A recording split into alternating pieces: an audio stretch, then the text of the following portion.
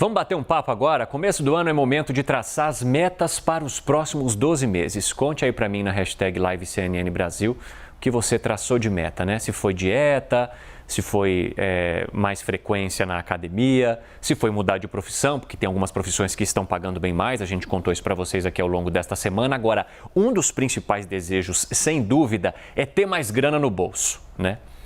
É o boleto chegar e dar aquela tranquilidade de que esse boleto vai ser pago sem nenhum tipo de preocupação. Só que uma pesquisa mostra que mais da metade dos entrevistados não tem ou não sabe montar um planejamento financeiro.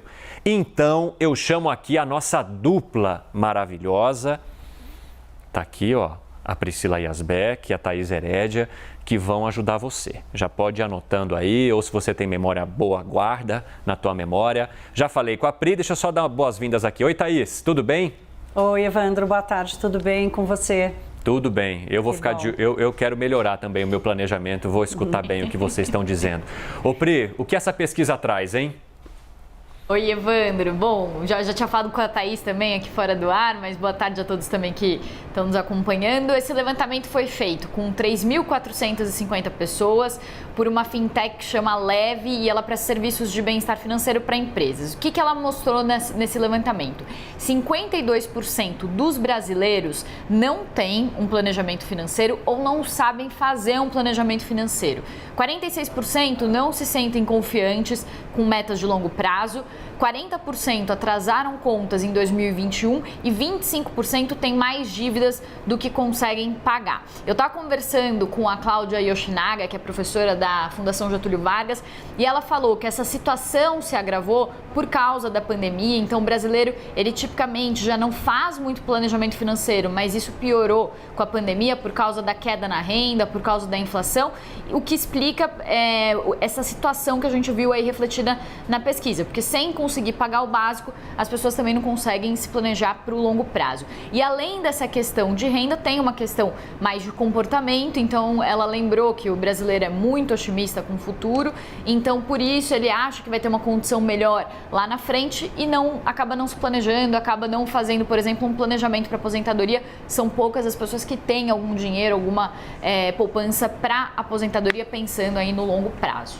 E é até interessante a gente pontuar, recentemente teve uma pesquisa que mostrou que os brasileiros eles estão apostando mais na loteria, né? Até nessa tentativa de falar, consegui ter a reserva que eu queria porque eu ganhei, porque eu acertei os números ali na loteria e ganhei. Mas é possível também, entre aspas, ganhar na loteria quando há um certo planejamento, mas isso depende de perder esse medo de planejar, né? E como que se perde esse receio de se planejar para o futuro, hein, Thaís? De pensar no futuro e traçar metas para o presente.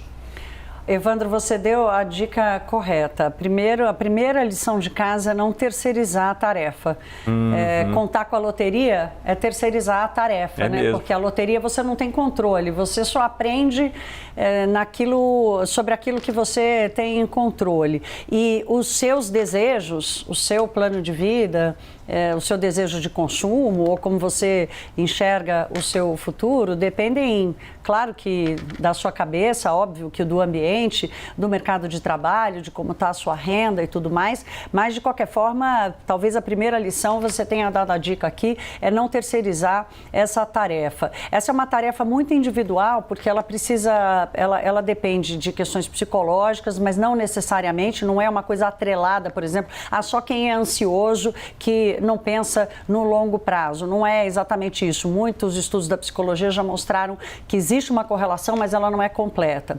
A segunda coisa é cultural. Há países em que há uma cultura da poupança, há uma cultura do planejamento de longo prazo, porque a política pública não garante uma aposentadoria, por exemplo, como é o caso da China, como é o caso do Japão, onde a poupança das famílias é gigante, é das maiores do mundo. Aqui no Brasil, nós temos problema cultural, mas nós temos um histórico também de inflação muito recente, ou seja, as pessoas estão aprendendo agora a ter confiança na estabilidade da moeda, no seu poder de compra. Estamos vivendo uma crise, mas ainda assim a estabilidade da economia, a estabilidade da moeda ajudam muito a criar essa cultura de pensar no longo prazo. E por último, Evandro, há uma terceira questão aqui que eu quero trazer, que é a escolha entre o agora e o amanhã. Às vezes, a ansiedade e o impulso de comprar já, de ter acesso já a um bem, acaba comprometendo até o pensamento no futuro, né? Então, ter a capacidade de parar, respirar e dizer, eu preciso disso agora ou eu posso esperar um pouco mais e começar a desenhar um futuro melhor. Aí, sabe que eu me identifico muito com isso, porque eu sou muito ansioso e eu usava muito dessa ansiedade na hora de comprar. Aí, o que eu faço agora? Quando eu tô com muita vontade de comprar alguma coisa, mas na verdade eu fico avaliando se eu estou precisando mesmo ou não, eu falo, vou deixar para o dia seguinte. Por quê? Se aquela promoção não tiver mais, né, e não é nenhuma promoção grandiosa, quer dizer que não era para ser meu. E aí, ao mesmo tempo, eu acabo me livrando de coisas que eu também não precise mais e consigo poupar esse dinheiro. Então, assim, gente como a gente, estou me identificando com o que você contou agora.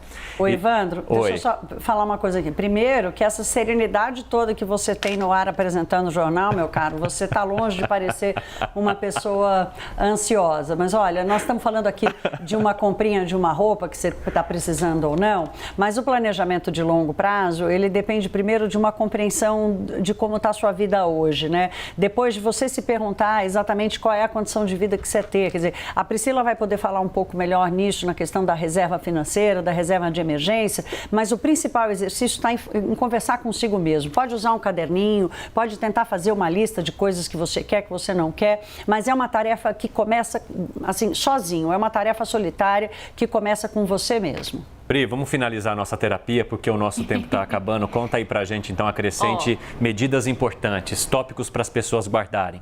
Vamos lá, duas dicas práticas que eu queria deixar de tudo que a gente escuta aí dos especialistas falando, e são muitos anos de matéria de planejamento financeiro, mas uma delas que eu gosto muito é do físico irlandês William Thompson, que ele fala o seguinte, não é possível melhorar aquilo que você não pode medir. Então, é a essência de você fazer um planejamento financeiro. Se você não planeja, não bota no papel, não acompanha o que está acontecendo com as suas contas, você não consegue evoluir. Então, é importante ter esse acompanhamento. E um segundo ponto, que eu não lembro agora qual fonte que já me falou mais no passado, é não confiar no seu eu futuro. Então a gente fica, não, eu não vou fazer isso agora porque eu vou fazer depois.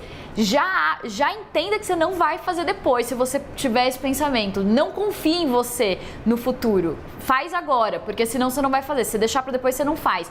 É que nem praticar exercício, né? Se você pensa muito, você não pratica. Então, você tem que ir lá e fazer e ponto, para ser bem direto e reto. E aí, a reserva emergência, depois a gente pode falar com calma em um outro momento, mas é o primeiro passo de qualquer planejamento financeiro, ter uma reserva ali com cerca de 6 meses do seu custo guardado, investimento que você pode retirar a qualquer momento. Aproveitar agora que a renda fixa está com juros altos para fazer essa reserva e começar esse planejamento.